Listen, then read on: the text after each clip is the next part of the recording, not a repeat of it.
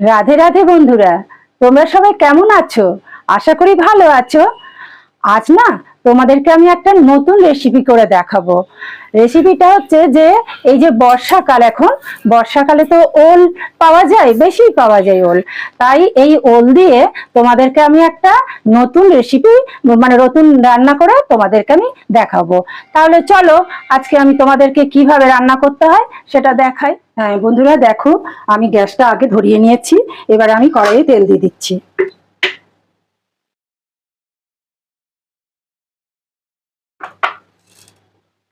এবারে আমি কড়াইয়ে তেলটা গরম হয়ে যাক, তারপরে আমি আলুগুলো আর এই ওলটা আমি ভেজে নেব। বন্ধুরা এবারে তেলটা এসে গেছে, এবার আমি আলুগুলো ছেড়ে দিচ্ছি।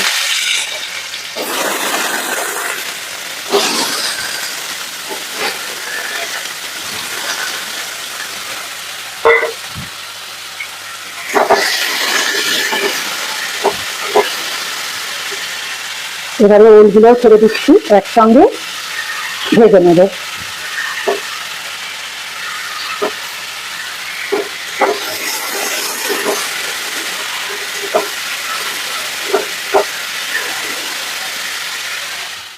এবারে আমার আলু আর ওল ভাজা হয়ে গেছে, এবারে আমি এগুলোকে তুলে রাখছি।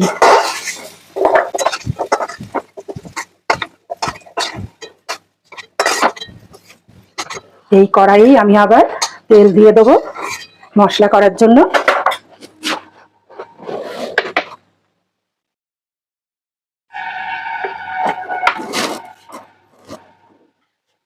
কালো জিরে আর দুটো ছোট ছোট করে লঙ্কা কুচিয়ে রেখেছি, সেগুলো দিয়ে দিচ্ছি।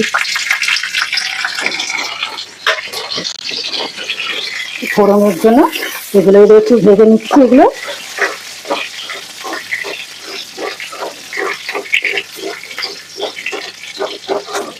এরপর আমি দিয়ে দিচ্ছি এই আদাটা গ্রেট করে রেখেছিলাম, এই আদাটা দিয়ে দিচ্ছি।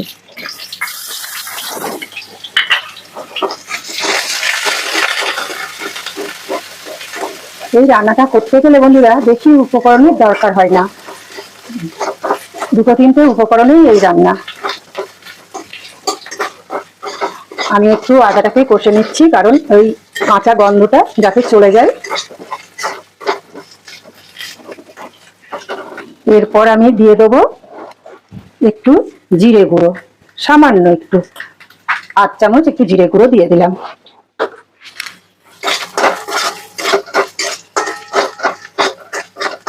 এরপর আমি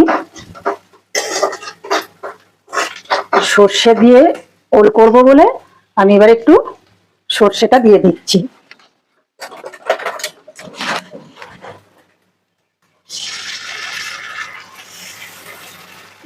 চার চামচ সর্ষে, এটা আমি মিক্সিতে পিষিয়ে রেখেছিলাম, সেই 4 চামচ আমি সর্ষে দিয়ে দিলাম।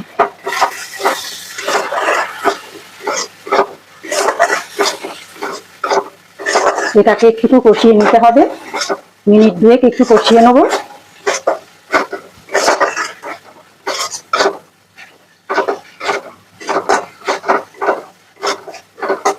তারপরে আমি এবার দিয়ে দেবো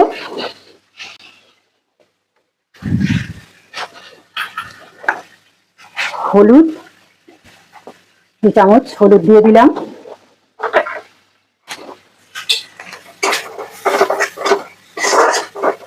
হলুদ দিয়ে একটু নেড়ে নিচ্ছি। এরপর দিয়ে দেবো কাশ্মীরি লঙ্কা গুঁড়ো, এটা নিয়েও একটু কষে নিচ্ছি। তারপরে আমাকে একটু জল দিয়ে নিতে হবে, আমি একটু জল দিচ্ছি।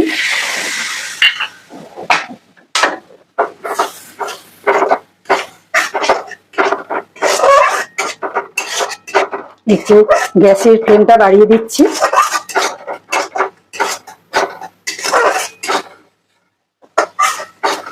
এটা আমি 1 মিনিট কষে নিচ্ছি।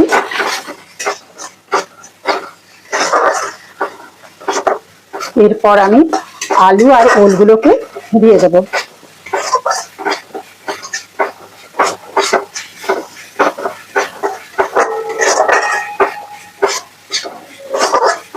এরকম তো এবার আমি আলু আর ওলগুলো দিয়ে দিচ্ছি।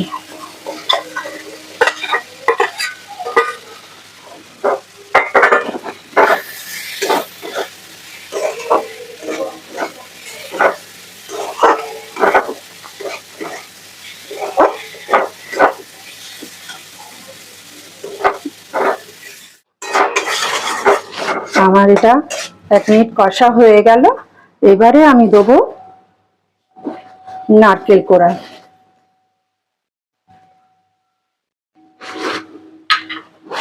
এটা মিক্সিতে আমি পিষিয়ে রেখেছিলাম।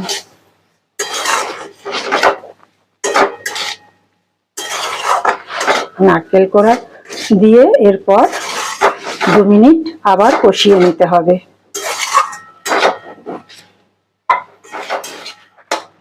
করে 2 মিনিট কষা আমার হয়ে গেল। এরপর আমি জল দিয়ে দেবো। এই রান্নাটা করতে জানো তো বন্ধুরা, বেশি সময়ও লাগে না, খুব কম সময়ের মধ্যে এই রান্নাটা করা যায়, আর রান্নার টেস্টটাও খুব ভালো হয়। দেখো কম উপকরণ দিয়ে এই রান্না। এবারে আমি জল দিয়ে দেবো।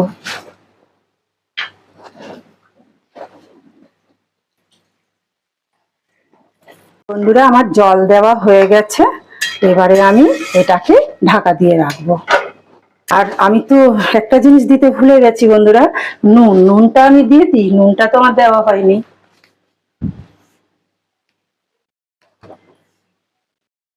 নুন আর মিষ্টি, সামান্য একটু মিষ্টিও দেবো।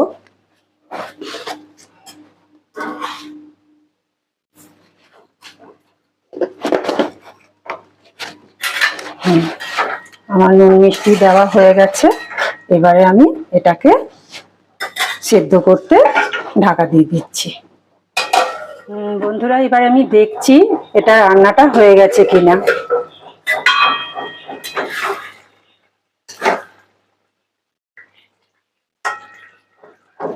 হ্যাঁ, হয়ে গেছে, সেদ্ধ হয়ে গেছে, রান্নাও কমপ্লিট হয়ে গেছে।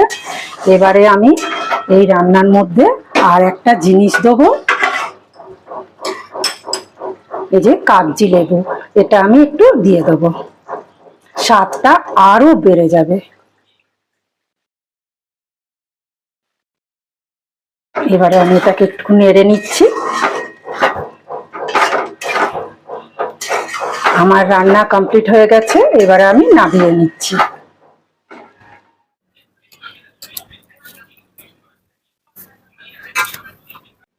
তাহলে বন্ধুরা, তোমরা দেখতেই পাচ্ছ আমার রান্নাটা কমপ্লিট হয়ে গেছে।